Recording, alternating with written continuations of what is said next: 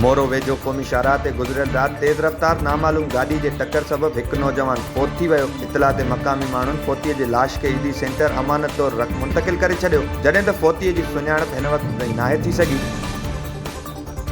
जोधापुर वेझो जखराणी ऐं सियांच बिरादरी में मामूली ॻाल्हि तां जहिड़ो थी पियो। जहिड़े में लठियूं ऐं कुआड़ियूं लॻण सबबि सियांच धुर जो हिकु नौजवान सख़्तु ज़ख़्मी थी पियो। मुतासिरनि मूजिबि जखराणी धुर लंघ जी मामूली ॻाल्हि तां हमिलो करे नौजवान खे ज़ख़्मी कयो। पुलिस इख़्तियारी जवाबदार धुर खे गिरफ़्तार करे इंसाफ़ फराहम करे। गढ़ी खेरो में सारियुनि जो अघु न मिलण ते सिंध तरक़ी पसंद पार्टी तरफ़ां एहतिजाजी मुज़ाहिरो कयो वियो। उन मौक़े ते हाजी महर दीनारी, अरबाब सियाल ऐं ॿियनि चयो त सारियुनि जी मुंद शुरू थियण खां बाद वापारियुनि हिकु हटी क़ाइमु कंदे पंहिंजी मर्ज़ीअ सां घटि अघनि ते सारियूं ख़रीद करे रहिया आहिनि, जंहिंसां आबादगारनि जो सारियुनि ते कयल ख़र्च बि नथो मिले। उन्हनि हुकूमत खां मुतालबो कयो त सारियुनि जो अघु 4,000 रुपया मण मुक़ररु कयो वञे। मोरो वेझो सचल कॉलोनी वासण औरतुनि मोरो पुलिस ख़िलाफ़ एहतिजाजी मुज़ाहिरो कयो।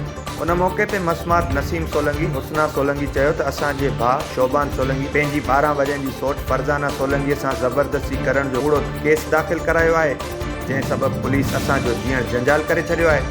असांजो चाचो घर ख़ाली कराइण लाइ पूरो ड्रामो करे रहियो आहे, जॾहिं त चाचो तालिब सोलंगी केस तां हथु खणण लाइ 20 लख रुपया घुर करे रहियो आहे। उन्हनि पुलिस इख़्तियारियुनि खां मुतालबो कयो त मामले जो नोटिस वठी इंसाफ़ ॾिनो वञे।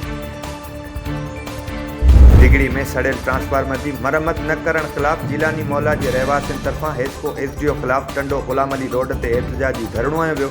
उन मौक़े ते मीर जमशेद टालपुर, रफ़ीक कमरानी ऐं ॿियनि चयो त असांजे पाड़े में लॻल बिजलीअ जो ट्रांसफार्मर नाकारा बणिजी चुको आहे। ख़राब ट्रांसफार्मर जी मरम्मत कराए लॻाइण बाद ट्रांसफार्मर ॿीहर ख़राब थी वियो।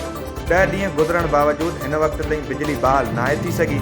उन्हनि हेस्को इंतिज़ामिया खां मुतालबो कयो त इलाइक़े जी बिजली बहाल कराए अवाम मां बेचैनी ख़तमु कई वञे।